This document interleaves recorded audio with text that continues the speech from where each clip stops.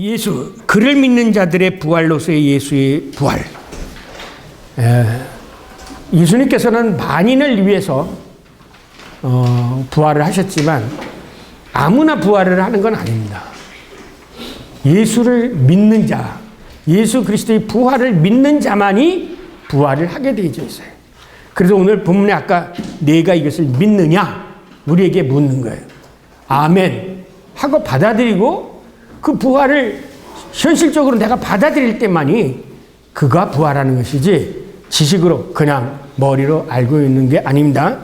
예수께서 십자가에 못 박혀 죽으시기 전에 예수님은 먼저 변모산에서 이미 이 세상에 없는 엘리야와 모세와 대화를 나누신 것을 제자들에게 보여주십니다.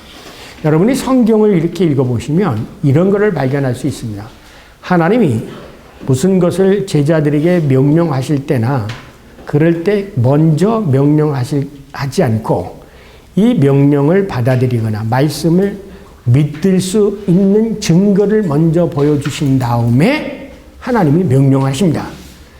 예를 들면 이겁니다. 모세가 애굽 나이가 80이 됐잖아요. 애굽에 가서 그 민족을 구해내라고 하니까 모세가 애굽에서 뭐 때문에 도망쳐 나왔죠? 사람 죽여가지고 도망쳐 왔죠.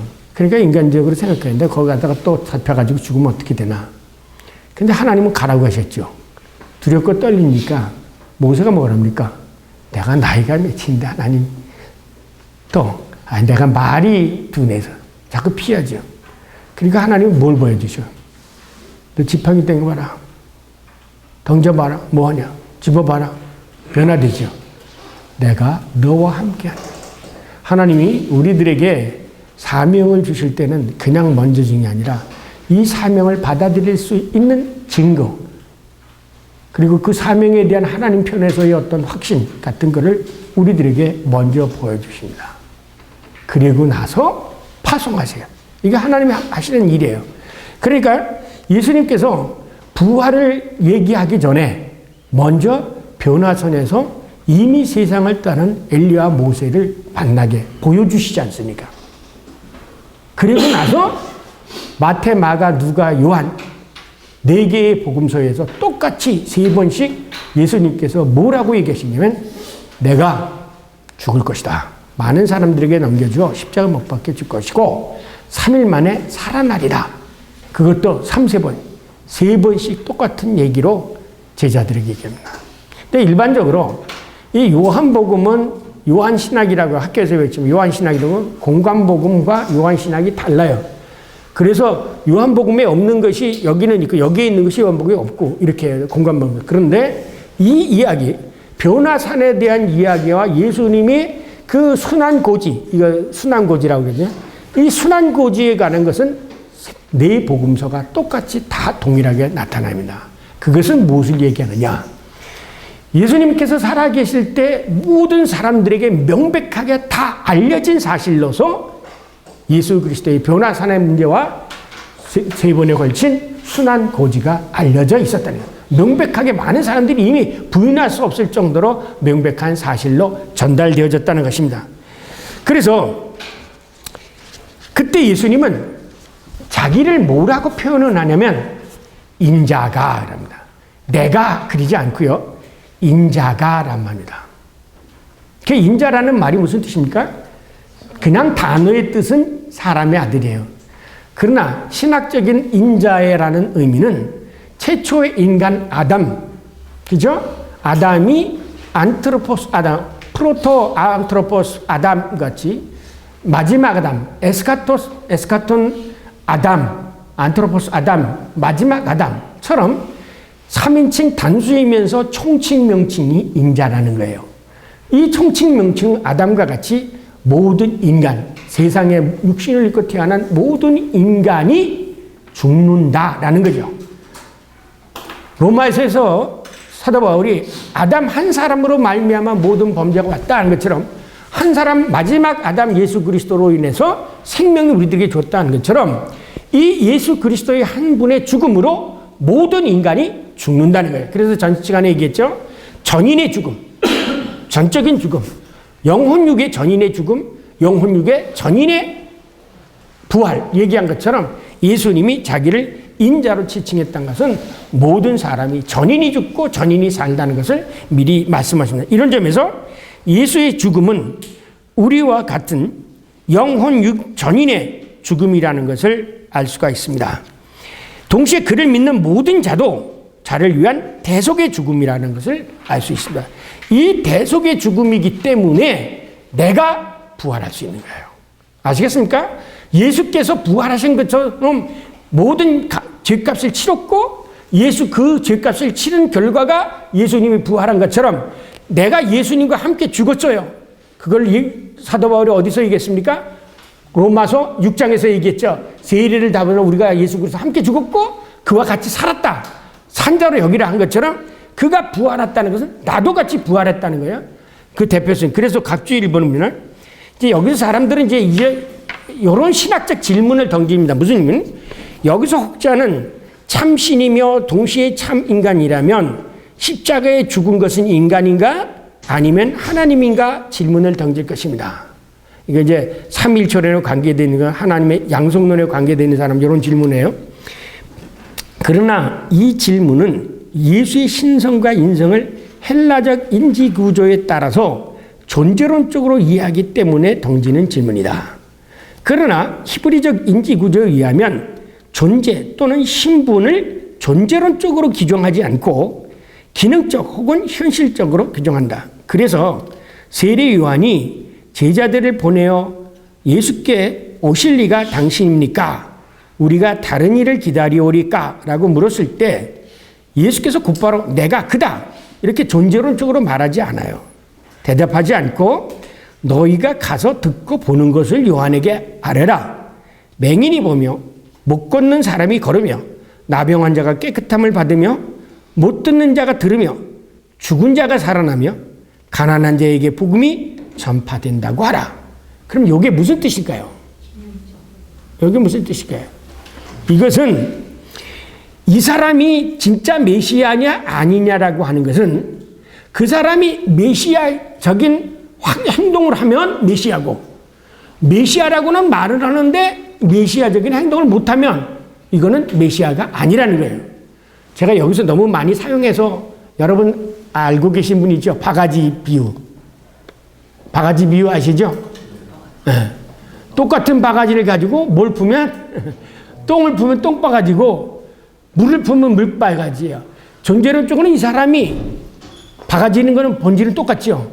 김지진이가 여기서는 똑같아요. 근데 제가 도둑질하면 저를 누가 교수라고 합니까? 저를 누가 목사라고 그래요? 도둑놈이라고 그러죠. 그렇지 않습니까? 히브리 사람들에게 사고는 그 사람이 왕족으로 태어났느냐 양반으로 태어났느냐 그게 중요한 게 아니라 그 사람이 왕 같은 일을 하느냐 아니면 거지 같은 짓을 하느냐라는 거예요. 여러분 그 동화 속에서도 있잖아요. 거지와 왕자 있잖아요. 이게 히브리 사람들의 생각인 거예요. 그래서 예수님은 내가 그다 메시아다 그것으로 확정되지 않은 게 아니라 내가 지금 메시아 역할을 하고 있다. 그것으로서 보여준 거죠. 이 말은 예수님의 행동이 예수의 존재를 규정한다는 뜻이다. 따라서 예수가 참신이며 동시에 참인간이라는 것은 히브리 인적 인지 구조에 따르면 예수님께서 인간 일도 하시고 동시에 하나님의 일도 하신다는 뜻으로 이해되어져야 된다. 이거를 존재론적으로 얘기하면 예수님이 죽었어. 그러면 신이 죽은 거냐 사람이 죽은 거냐 그런 얘기를 한다는 거죠. 아시겠어요? 근데 분명히 여기서 예수님이 죽을 때는 뭐로 죽은 거야? 인자로 죽은 거라는 얘기예요. 그래서 이걸 가지고 신의 죽음을 이야기할 수 없다. 이것이 바로 히브리적인 사회 속에서 보면 그런 질문은 존재론적으로 생각하기 때문에 따라서 삼위일체론도 이와 상응한 것이다 라고 말씀드렸죠. 자, 그렇다면 예수의 부활도 역시 인자 곧 모든 인간을 대표하는 부활로 이해할 수 있다. 왜냐하면 예수께서 인자로 죽으셨기 때문이다. 예수의 부활은 앞절에서 우리가 지난 시간에 얘기한 것처럼 영혼육 전인의 부활이며 동시에 그를 믿는 모든 사람들을 위한 대리적 부활로 이해할 수가 있다. 이런 사실의 내용을 가능케 하는 것은 하나님 편에서는 생명의 영, 곧 성령이고 인간 편에서는 예수의 부활에 대한 믿음이다. 자, 이게 뭐냐면 내가 이제 예수님께서 모든 사람을 위해서 십자가 못 박혀 죽고 부활하셨다면 그러면 나는 어떻게 부활할 수 있겠는가라는 거죠. 자동적으로 부활하는 게 아니라 여기서는 지난 시간에 얘기했지만 하나님께서 성령으로 나를 일으켜 세워줘야 되고 나는 그 일으켜 세우려고 하는 성령을 믿음으로 받아들여야 내가 부활하는 것이지 가만히 교회 나갔다고 존재론적으로 교회 나가는 사람은 전부 부활, 교회 안 나가는 사람은 전부 지옥 이렇게 되어지는 게 아니라는 거예요. 존재론적이라는 게 뭐냐면 이거예요. 만약에 이 모든 인간을 구원을 하시는 게 예수님께서 부활하셔서 예수의 부활을 믿으면 누구든지 구원을 받는다. 그 사람도 부활한다. 그러면 존재론적으로 얘기한다면 교회 나가는 사람은 예수 그리스도 믿는 사람이니까 그 사람들은 다 부활. 교회 나가지 않는 사람은 모두가 다 지옥. 이렇게 안 된다는 거예요. 교회 나가는 사람도 성령에 의해서 믿음으로 받아들일 때 부활이 되고 교회 안 나가는 사람도 성령 받아서 전도받아 성령 받아가지고 믿음으로 그것을 받아들이면 부활하게 되어진다는 거예요. 그러니까 이게 아까 히브리적인 사고가 아니라 헬라적인 존재론적 사고가 아니라 히브리적인 사고라는 것은 내가 어떻게 행동하고 어떻게 믿고 하느냐에 딸려지고 또 성령이 내게 와서 역사하느냐 안 하느냐에 딸려 있는 것이지 그냥 교회 나간다고 해서 안 나가는 간혹가다 저는 모태신앙인데요 이렇게 자랑을 해요. 그래서 제 아들들에게 너희는 모태신앙이란 말 하지 말라 그래요. 왜냐? 모태신앙이면 무조건 예수 믿는 거야? 하나님 잘 믿는 사람이야? 그렇게 생각하는 게 존재론적인 거예요. 모태신앙이라고 해서 하나님 더 잘 알고 자기가 처음 하나님 믿게 되어서 못 믿는 게 아니라는 거예요. 근데 우리들 사고 속에서는 뭐 하면 은근슬쩍 자랑하고 저는 모태신앙인데요 그래. 그것이 그 사람을 구원을 전제해 준 거예요. 그렇기 때문에 예수님이 뭐라고 했어요? 유대인이라고 해서 너희들이 선택받았다고 유대인이 선택받았다고 너희들이 다 하나님 백성이 되는 게 아니라 뭐라고 그랬어요? 내 백성 아닌 자들이 나를 백성으로 삼고 그건 뭐죠? 호세아 아모스에 내 백성 아닌 자들이 나를 하나님이라고 부를 때가 오겠다 이거지. 아시겠어요? 니네들이 아브라함의 자손이라고 자랑하지 말라. 돌들로도 아브라함의 자손을 만들 수 있다 이거예요. 존재론적으로 결정이 되어지는 게 아니라는 거예요. 그래서 누구든지 이 예수 그리스도의 부활을 복음을 듣고 성령의 역사로 나에게 다가갈 때 내가 믿음으로 아멘하고 받아들일 때 인자의 부활처럼 나도 부활한다는 겁니다. 아시겠습니까? 그러니까 여러분이 교인들이 교회를 많이 나오는데 사회가 왜 이러냐고 비난을 받는 거는 진정한 그리스도인이 안 됐기 때문에 그래요. 그거는 뭐냐면 이 복음이 나에게 화육이 되어져서 내 삶으로 체화되어져야 돼요. 너희가 표면적 유대인이 아니라 그렇죠? 표면적 할례가 아니라 마음의 할례라는 것을 사도 바울이 얘기한 것처럼 이 부활의 신앙도 이 부활의 신앙을 나의 믿고 성령으로 내가 이걸 아멘 받고 이것을 나의 체화, 나의 것으로 바꾸어야 되지 그렇지 않는다고 해서 그냥 부활이 되어지는 것이 기계적으로 부활이 되는 게 아니라는 거예요. 자, 그래서 예수님이 이렇게 말합니다. 내가 부활이요. 나는 부활이요 생명이니 나를 믿는 자는 죽어도 살겠고 죽어도 산다는 거예요. 그러니까 뭐냐면 나를 믿어서 이 사람들이 이건 똑같은 얘기인데 이것을 반복한 거예요. 나를 믿잖아요. 예수님을 믿고서 죽었다 해도 남들이 죽었다고 해도 그 사람은 살고 자기가 죽기 전에 하나님을 믿어도 그도 살 것이라는 얘기 두 가지를 반복해서 쓴 거예요. 그래서 제가 여기에 그 언어를 같이 썼는데 살아서 나를 믿는 자는 영원히 죽지 아니하라. 근데 사람들은 요 앞에 부분 죽어도 살겠고를 죽은 다음에 또 하나님 말씀을 전할 때가 있든가 어딘가 이렇게 생각해서 연옥설 생각하고 그런데 그게 아니에요. 이거는 두 같은 의미를 반복해서 예수를 믿는 순간부터 안 죽는다는 얘기예요. 내가 이것을 믿느냐? 왜? 아까 마르다가 뭐라고 했어요? 오라비 예수님이 여기 계셨으면 오라비가 안 죽었을 텐데요. 그래, 네 오라비가 살아날 거라. 그런데도 안 믿었잖아요. 지가 말로는 그건 인사치레지 립서비스야 예수님한테. 응? 예수님이 여기 계시면 우리 오빠가 안 죽었을 텐데 울고 그랬겠지. 근데 예수님이 오셨잖아요. 그리고 오셔서도 뭐라고 또 말씀하셨어요? 네 오라비가 살아날 거야. 그래도 그 말도 안 믿고 말로, 마지막 종말 때. 그러니까 예수님이 얼마나 화가 났겠어요. 내가 이걸 믿느냐? 내가 정말 말하는 걸, 내가 지금 네가 말하는 것을 믿느냐? 안 믿었죠. 그래서 그 다음에 예수님이 나사로를 진짜 살리신 거예요. 하나님이 그 11장의 내용을, 문맥을 앞에서도 쫙 가만히 이렇게 머릿속으로 생각하면서 읽어봐요. 그때의 상황을 연속하면서. 그러니까 앞으로 여러분이 성경을 읽을 때 그냥 읽지 말고요. 그 상황을 머릿속에 이렇게 스크린으로 그려보세요. 그래서 많은 사람들이 그 나사로가 죽었다고 해서 많은 사람들이 조문을 많이 했어요. 그러니까 마르다가 그래서 예수님 오세요. 아직 예수님이니까 막 가서 예수님 발에 엎드려가지고 예수님 여기 오셨으면 우리 오라비가 안 죽었을 텐데 진작지 모시죠. 그리고 이제 왔어. 예수님은 여기서 올 때부터 뭐라고 그랬어요? 죽지 않았다고 잠잔다고 그랬잖아요. 그러고 나서 안에서 그래 지금 내가 왔으니까 내가 살려주마 그런 거예요. 네 오라비가 살리라 그랬는 거를 다시 풀어서 얘기하면 지금 내가 네 오라비 살려주마 그랬는데 말로는 그렇게 놓고 나서는 안 믿은 거예요. 요게 바로 오늘날 한국 교인이나 세계 교인들의 모습하고 마르다고 똑같은 거예요. 말로는 알아요. 부활했다는 걸 알아요. 부활절에 가서 예수 발에는 찬송은 다 해요. 그러나 실질적으로는 안 믿고 있는 거예요. 마음속으로 내가 진정으로 이것을 믿지 않으면 아무 소용이 없는 거예요. 이제 우리는 모든 인간은 이 질문 앞에 서 있다. 무슨 질문? 네가 이것을 믿느냐? 이 말을 여러분이 보고 그 말씀 앞에 서 있어요. 그 앞에 쩔리겠어요. 예수를 죽은 자 가운데서 살리신 이의 영, 누구야? 하나님의 영이죠. 너희 안에 거하면 그리스도 예수를 죽은 자 가운데서 살리신 이가 너희 안에는 거하는 그 영으로 말미암아 너의 죽을 몸이면 너는 가만히 놔두면 죽을 몸이야. 죽을 몸도 살리라. 이 말씀.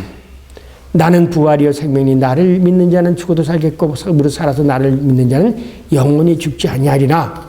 이 말씀을 지금 여러분이 앞에 예수님이 와서 하셨다고 생각을 하세요.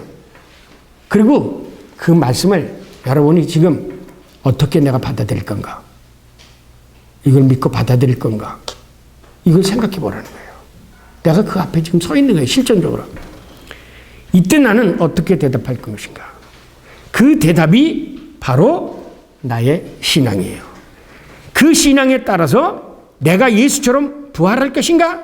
아니면 자연의 생명체처럼 죽어 땅으로 들어갈 것인가? 그것이 결정되는 겁니다. 이것이 우리의 신앙적 실존이다. 그러면 각지 2번. 여기서 이제 또 똑똑한 친구들이 질문을 해요. 혹자는 그렇다면 우리의 부활은 우리의 신앙적 결단에 딸려 있는 것이 아닙니까? 이렇게 질문해요. 그러나 결코 그렇지 않습니다. 살리는 것은 부활의 영, 생명의 영, 성령이지 우리가 믿는다고 해서 결정되는 것이 아닙니다. 하나님이 성령으로 살려주지 않으면 아무리 믿어도 안 살아나는 거예요. 우리가 믿어서 하나님이 움직인다면 그거는 우리의 결단에 의해서 결정되는 것이요. 그런데 우리가 믿는다고 해서 하나님이 움직여요? 아니죠.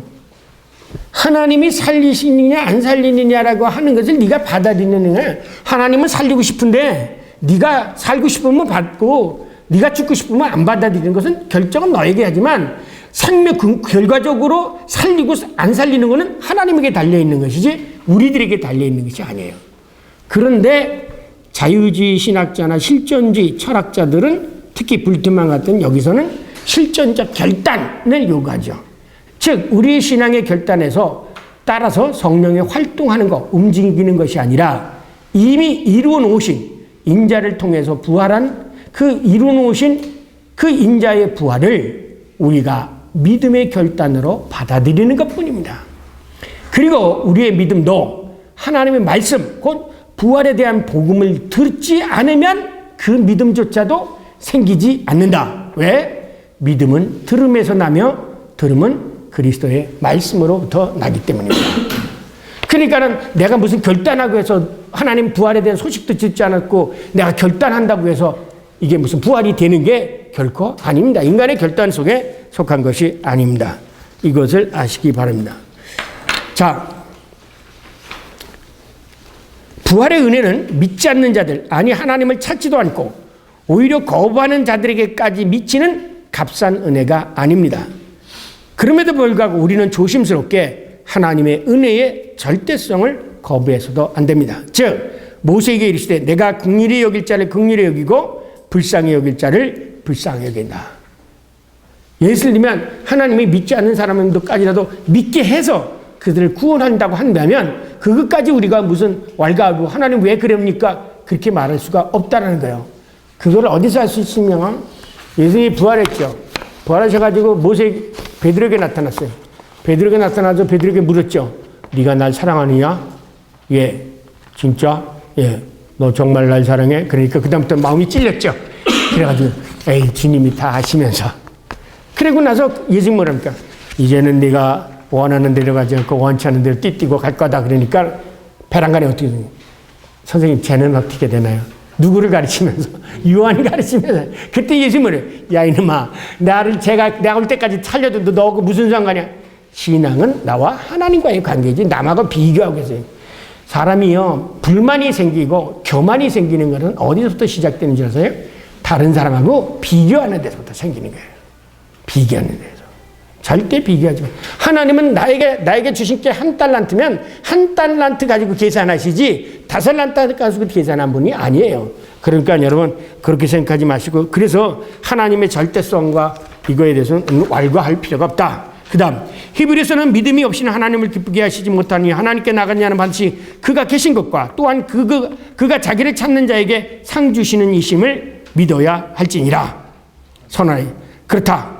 하나님을 찾지도 않고 하나님을 두려워하지도 않는 자들에게 예수의 부활의 은혜가 무슨 유익이 있겠는가?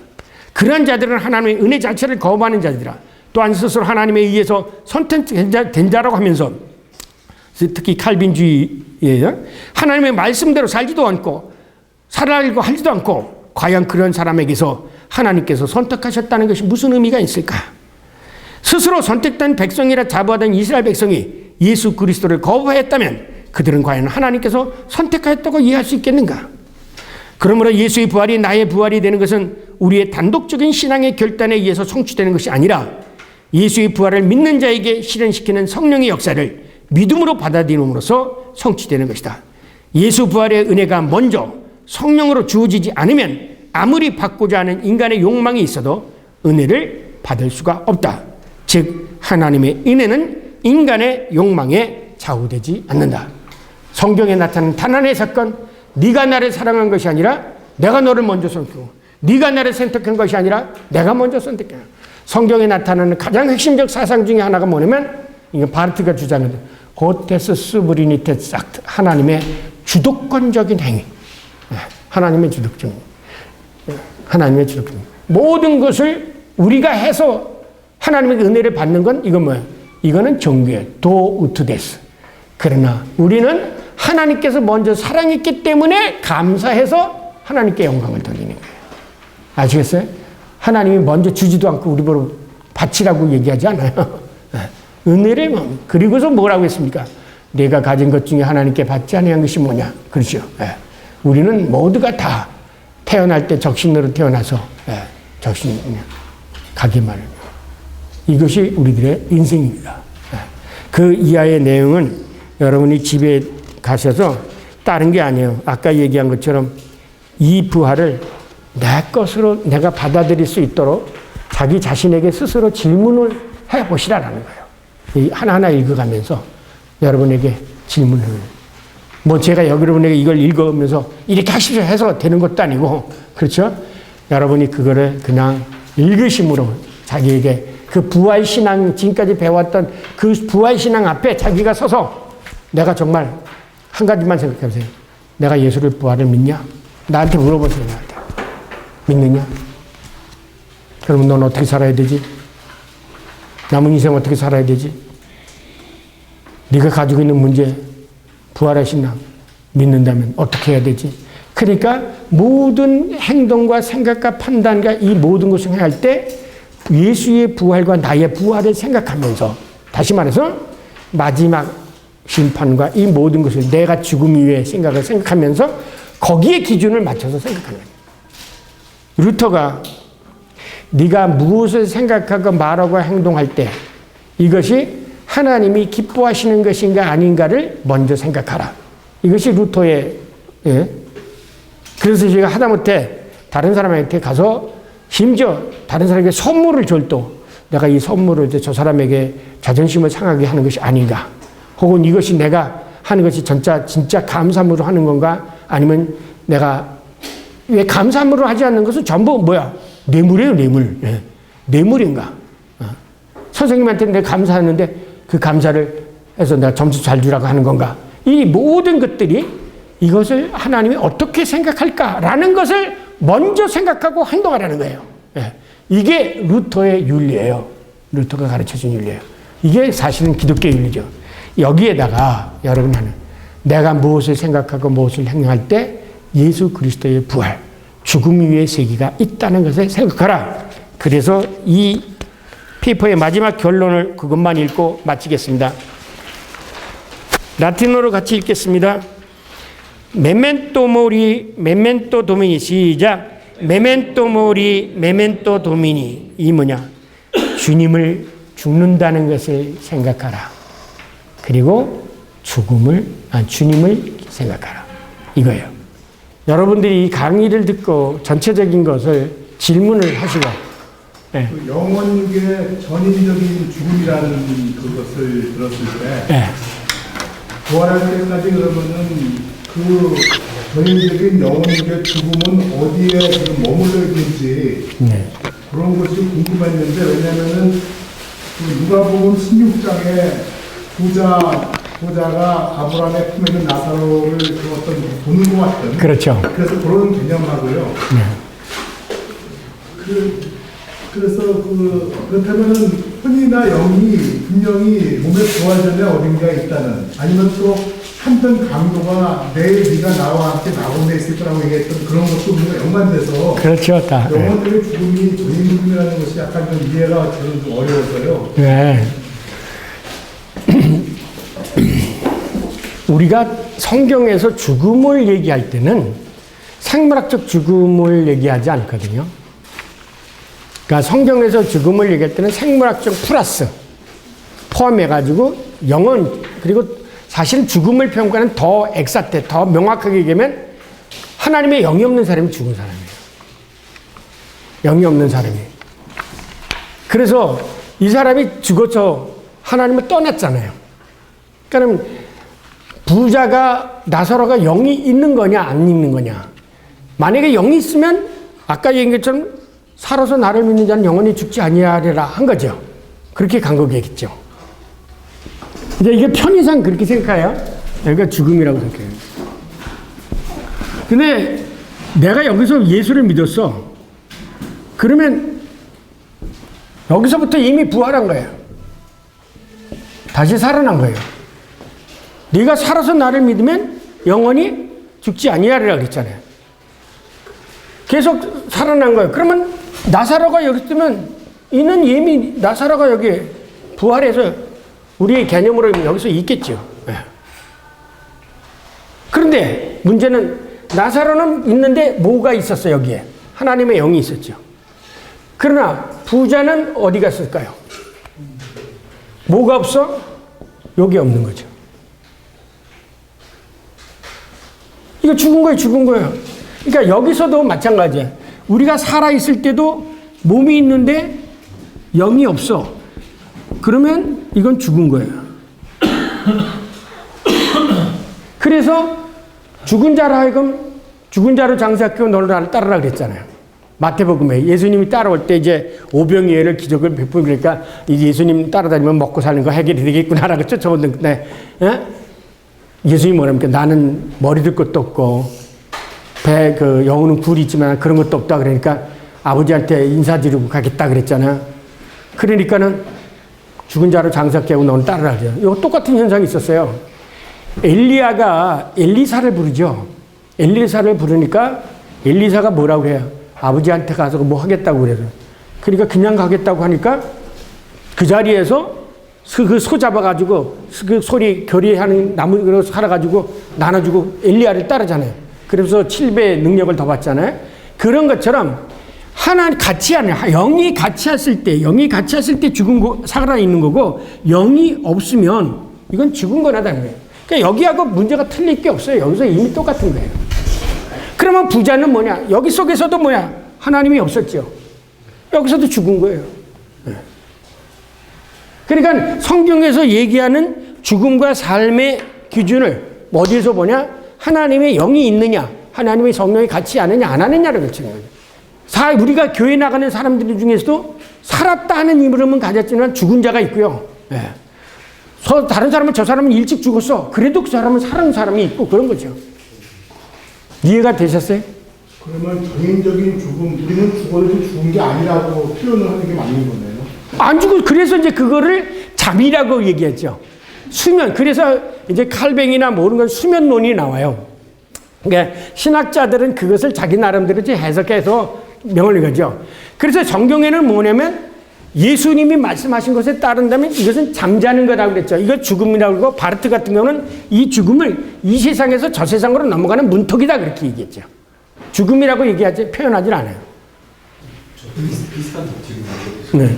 그럼 그 그리스도에게서 영이 떠나셨잖아요. 네. 도로 십자가에서 죽으실 때 영이 떠나가지고 그 영이 음부로 가신 거예요.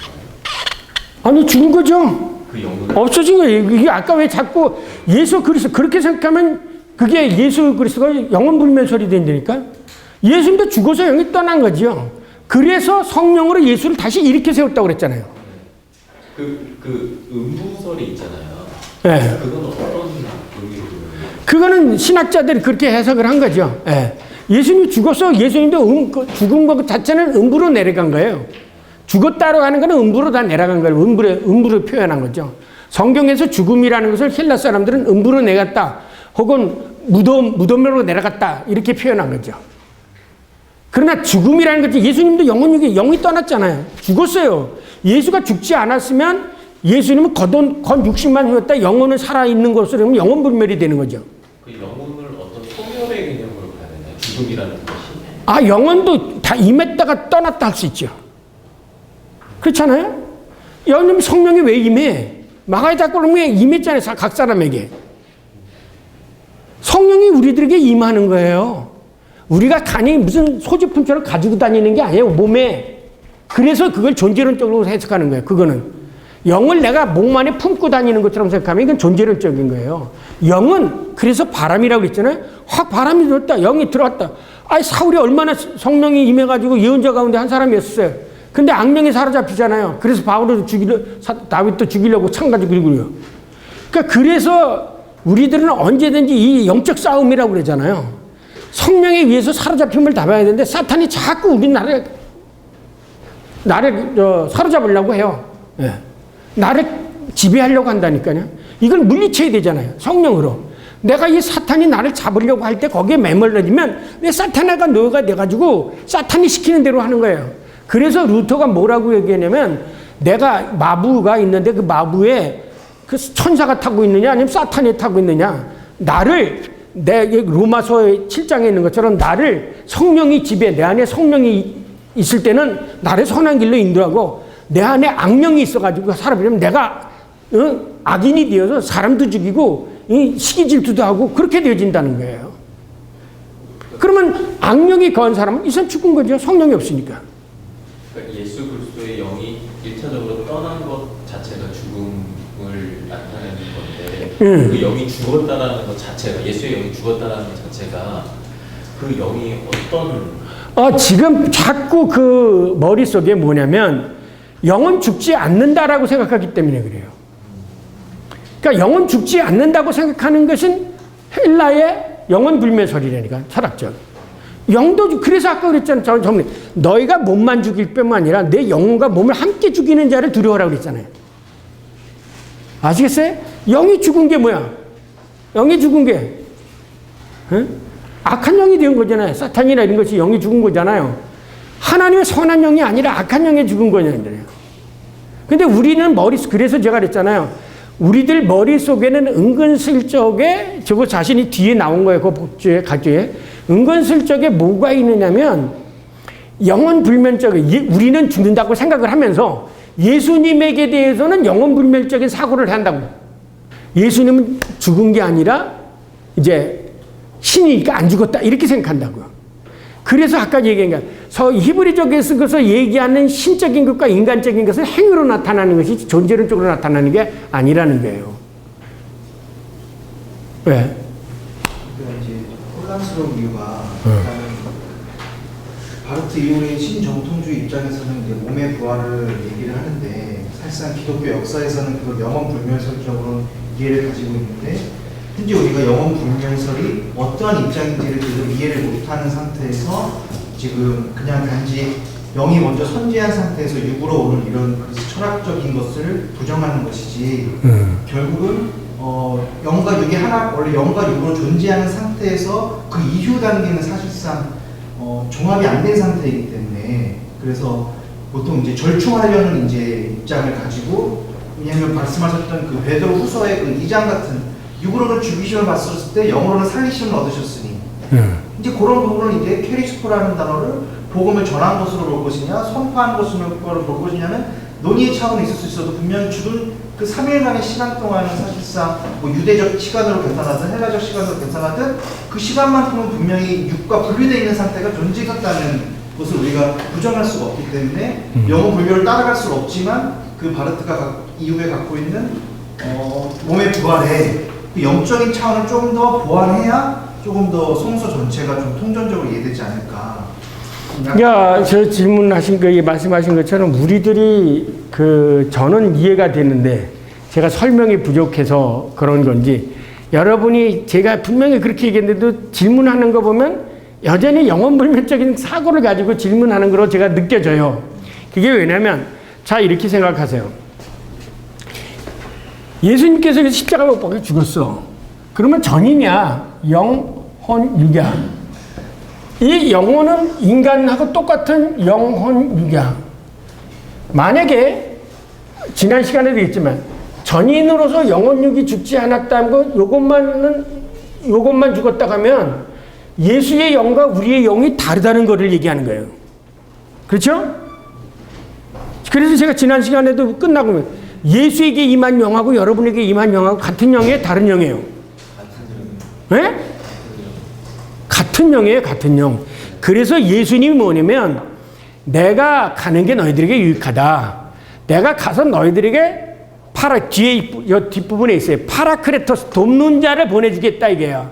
근데 거기에 알로스 파라크레토스라고 해요. 알로스 파라크레토스라는 게 무슨 알로스하고 헤테로하고 틀려요. 헤테로라는 것은 완전히 질적으로 다른 거예요. 그래서 남녀 섹스를 헤테로섹스예요. 그러나 동성애 성기는 호모섹스예요. 그러니까 하나님께서 예를 들면 알로스라는 말은 호모라는 의미가 같은 거예요. 동질 같은 거고 헤테로라는 것은 완전히 질이 다른 거예요. 그러면 예수에게 임한 영하고 우리의 임하고 달라야 되는 똑같은 영이에요. 동일한 영이라는 거예요. 그래서 우리가 예수가 죽은 것처럼 우리도 전인이 죽고 예수에게 뭐가 있어요? 다시 하나님의 영이 그를 살린 거라고요. 아시겠어요? 하나님이 그를 살린 것처럼 우리들에게도 이 하나님의 영이 임하면 우리도 살아난다는 거예요. 요건 예수가 하나의 케이스예요. 똑같은 엑셈플라르시에 예정적인 사건으로서 우리들에게 똑같은 거예요. 근데 우리들이 이 생각할 때는 뭐냐면 예수님의 영과 우리의 영을 같이 생각을 하지 않아요. 그래서 예수님이 3일 동안에 내려간 게 뭐 어디 갔냐? 죽은 게 어디 가? 음부에 갔지. 죄송한데 제가 무지해서 예수의 영도 하나님의 영과 또 동일성이 있잖아요. 그러면 예수의 영이 또 죽은 거나 하나님의 영과 어떤 관계가 있을까요? 자, 좋은 질문인데 여기서 하나님의 영이야. 그래서 이제 또 우리는 이 하나님의 영이 예수 그리스도에게 와서 이러니까 이 영혼은 죽을 수가 없다 생각했네. 지금 머릿속에서. 여기 있을 때는 죽을 수가 없지요. 여기 인간에게 왔어요. 인간 속에 들어가 있는 거예요. 그렇기 때문에 이와 이분이 다르죠. 왜 우리가 아버지와 아들을 구분합니까? 똑같다고 하면 아버지나 예수랑 똑같죠. 본질은 그러면서 뭐냐면 그래서 호모우시우스. 동일 본질이라고 하는 거야. 이 자체는 동일이지만 일단 예수 그리스도가 왔을 때는 뭐야? 빌립보서 2장에 높은 곳에서 본진상 하나님과 본체이시지만 모르페 투 둘러스 종의 형체를 입으셨다고 그랬잖아요. 이미 이곳에 옴으로 인해서 우리들과 똑같은 그 영으로 온 거예요. 그래서 케노시스라는 거죠. 자기 것을 비우고 낮아지셨다는 거예요. 신적인 것을 비우고 인간적인 것으로 나눠진 게 이게 뭐야? 케노시스예요. 아시겠어요? 그래서 예수 하나님의 영이 예수 그리스도에 임했을 때는 이것들을 소위 이것을 이제 베이커 같은 건 쭈리크할 땐 자기 제호, 자기를 스스로 그 못한 사람으로 낮춰버리고 자기를 축소시키고 해서 인간에게 임한 거라는 거죠. 그러니까 지금 박 목사님이 질문했을 때는 요거의 이 영과 이 영과 똑같으니까 이 영은 영원하니까 이것도 영원인데 죽을 수 없다 이렇게 생각하게 된다. 이미 이렇게 왔을 때는 인간의 몸의 안에 들어왔을 때는 하나님의 영이 자기를 축소한 거예요. 인간의 모습으로요. 그래서 그것을 케노시스라고 얘기하는 거예요. 이제 되겠습니까? 네, 네. 됐습니다. 네.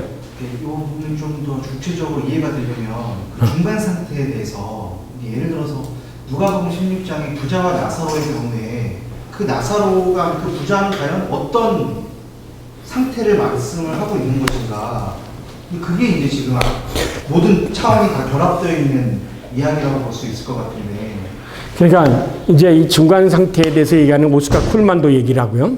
대부분 사람들이 중간 상태를 얘기해요. 근데 이게 정설이 없어요, 다. 그 다음에 칼빈은 수면설을 얘기하고.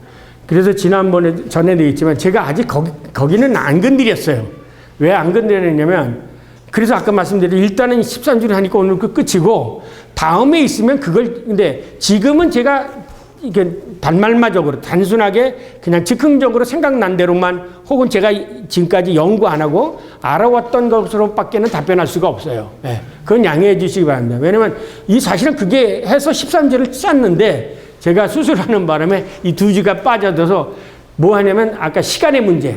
그러니까 부활을 해가지고 하면 우리가 죽으면 영원의 시간과 천년설 그 시간의 문제하고 아까 얘기한 연옥과 지하에 내려가는 거. 그 두 가지 문제가 아직 남아있어요. 부활의 논쟁 속에서. 그것만 하면 되는데, 그거는 제가 아직 깊이 연구를 해보지 못했습니다. 그러나 지금 다 말을 하고면 저는 지금까지 그냥 막연하게 알고 있는 성경에 있는 지식으로만 답변할 수가 있어요. 예. 근데 이제 제가 신학적으로 보면 그 분야에 대해서 퍼펙트하게 얘기해 놓은 게 없습니다. 예. 다 자기의 설을 그냥 얘기해 놓은 거예요. 예. 그건 양해해 주세요. 나중에. 예. 교수님 얘기해 주셨을 수도 있는데 한 번 더 듣고 싶어요. 마리아와 마르다의 오빠인 나사로의 부활은 부활이 아니라 환생이에요. 환생. 네, 환생. 왜냐면 예수님이 우리들이 살고 있는 시공간으로 다시금 태어나게 했거든요. 이거는 환생이에요. 예를 들면 영원 불멸서는 환생을 거기 포함시킨 거죠. 환생을. 근데 부활은 영원 불멸과 다르기 때문에 환생이 아니에요. 그러면 그때 나사로의 영은 어떻게 해석해요? 예수님이 살리신 거죠. 능력으로. 하나님의 능력으로. 거기도 예수님이 나사로야 부르면서 예를 들면 창세기에 있었던 예수 왜 우리가 예수님을 신이라고 하면 예수님에게 아까 그 세례 요한이 봤을 때 죽은 자가 살아나고 뭐 한다고 그랬잖아요. 그것은 뭐냐면 신밖에 할 수 없는 능력을 예수님이 행하신 거죠. 죽은 사람을 사는 걸 누가 해요? 지난번에도 얘기했지만 시편 30편 3절은 하나님은 죽이기도 하고 살리시기도 하는 그 하나님의 역할을 예수님이 하는 거니까 이분이 하나님의 아들이 된 거죠. 하나님밖에 할 수 없는 죄 용서를 예수님이 하시니까 저놈은 신성모독이다 그렇게 얘기한 거 아니에요. 그러니까 인간으로는 할 수 없고 하나님밖에 하실 수 없는 일을 예수님이 하시기 때문에 예수에게서 신성을 본 거죠. 그래서 인간이면서 하나님이 되어진 거죠. 그래서 이거 똑같은 거예요. 조 목사님하고 하나님이 함께 하시냐 안 하느냐를 어떻게 알겠어요? 우리 그 교회 성도들이 우리 조 목사님하고 조 목사님은 하나님이 함께 하셔. 뭐라고 알겠어요? 뭐라고 알겠어요? 다른 사람들이 뭐를 알아요? 하나님하고 머리가 잘났고 이쁘게 해서? 아니죠. 하나님의 능력으로 행할 수 있는 것을 조 목사님을 통해서 일어날 때, 그죠? 하나님이 함께 하신다고 생각하는 거죠. 자, 보세요. 예수님이 제자들을 보냈어요. 병 고치고, 귀신 내쫓고, 그 다음에 하나님 나라를 선포하는 거 주셨어요. 근데 조 목사님 가서 기도했더니 병자가 나. 그러면 다른 사람이, 우리 조 목사님과 하나님이 조 목사님과 함께 하신다. 이렇게 얘기할 거 아니에요? 근데 기도했는데 안 나. 아니, 저거 땡 중이네. 이렇게 생각할 거 아니야. 어? 아시겠어요? 그래서 예수님이 그 제자를 보내실 때 그냥 보내지 않잖아요. 능력을 주시잖아요. 능력을 주셔. 그런데 내가 능력을 하나님이 주셨는데 내가 그걸 못해. 왜 못해? 왜 못해? 병목사님 왜 못합니까? 믿음이 없어서 하는 거예요. 내가 그냥 이렇게 하다가 안 나면 어떡하나? 능력 없는 목사라는 소리 들으면 어떡하나? 그렇기 때문에 목사 자신이 믿음이 없는 거예요. 그래서 안 일어나는 거예요. 여러분들에게 이미 안수를 줘서 하나님께서 할 때는 이 가베 있잖아요. 그 보네퍼 얘기했잖아요. 우리들에게는 그런 가서 선포하라고 했을 때는 하나님은 우리들에게 가베를 주신 거예요. 무슨 가베? 은사를 주신 거예요. 병 고치는 은사와 하나님 말씀 선포하는 은사와 귀신 내쫓는 은사를 주신 거예요. 그런데 내가 이 믿음이 없기 때문에 이걸 못 행하는 거예요. 여러분들에게는 다 객관적으로 다 주어진 거예요. 그것이. 그것이 다 주어졌어요. 그거를 은사라고 생각하니까 무슨 40일 기도하면 하나님 은사 줄 거 자동적으로 주는 것처럼 그러다가 40일 금식하고 돌아가시는 분들 목사님들 계시는 게 바로 그런 거예요. 은사하고 이게 구분은 아니에요. 하나님이 여러분에게 은사를 주셨어요. 믿음으로 아멘하고 행하세요. 네. 여러분이 행하는 거 아니에요. 여러분이 행하는 거예요. 왜? 내가 너를 홀로 두지 않고 내가 너를 어디든지 가면 너와 함께 하리라. 그래서 이거 내가 세상 끝날까지 너와 함께 하리라. 내가 너에게 위임을 줄 건 너가 그리고 사람들 앞에서 말할 때도 걱정하지 말라. 내가 너에게 말할 것을 입에 붙이겠다. 이게 말씀하신 거예요. 성령이 함께 하시겠다는 거예요. 그런데 내에게는 그런 게 없잖아요. 믿음이 없으니까 못하는 거예요. 안수 받고 이제 안수 받으시면 이제 나에게는 하나님 그런 은사를 가베를 주셨다. 나에게는 이제 아우프가베 내 의무가 있다. 뭐냐? 이 말씀을 가서 전하고 병자를 고치고 귀신을 내쫓는 과제가 나에게 있다. 이렇게 생각을 하시는 거예요. 목회자에게 그런 과제가 어떻게 의식이 없이 못합니까? 그런 의식이 없는 사람이 뭐냐면 목사를 싹훈으로 생각, 돈 벌기 위해서 좋은 교회 가고 뭐 큰 교회 부목사로 가고 그런 생각을 하는 사람들은 안 돼. 그게 머릿속에 싹훈 같은 생각을 가지고 있기 때문에 그런 역사가 안 일어나는 거예요. 악을 꼴짝 빈들이도 내가 가서 복음 들고 해가지고 전했다. 하나님 나와 함께 하신다라는 거 생각할 때 거기서 역사가 일어나니까요. 예? 하나님의 역사는 우리의 조그만 거를 크게도 만드시고 예. 그런 거기 때문에 우리가 그것이 어디면 부활을 믿고 내가 하나님의 말씀대로 살려고 하는 그 역사 속에서 하나님의 그 개입이 성령의 역사가 일어나는 거예요. 머리로서 계산하고 따지고 뭐 해서 되어지는 것은 결코 아닙니다. 예. 이것이 여러분들에게 주어진 아우프가베예요. 부활의 신앙을 믿고 부활이라는 건 뭐냐면 죽음을 일으켰다는 것은 모든 불가능한 것을 가능케 했다는 거예요. 그렇지 않습니까? 죽음보다 더 악한 게 어디 있어요? 죽음보다 불가능한 것이 어디 있겠어요? 죽은 자를 살릴 수 있는 사람 누가 있겠어요?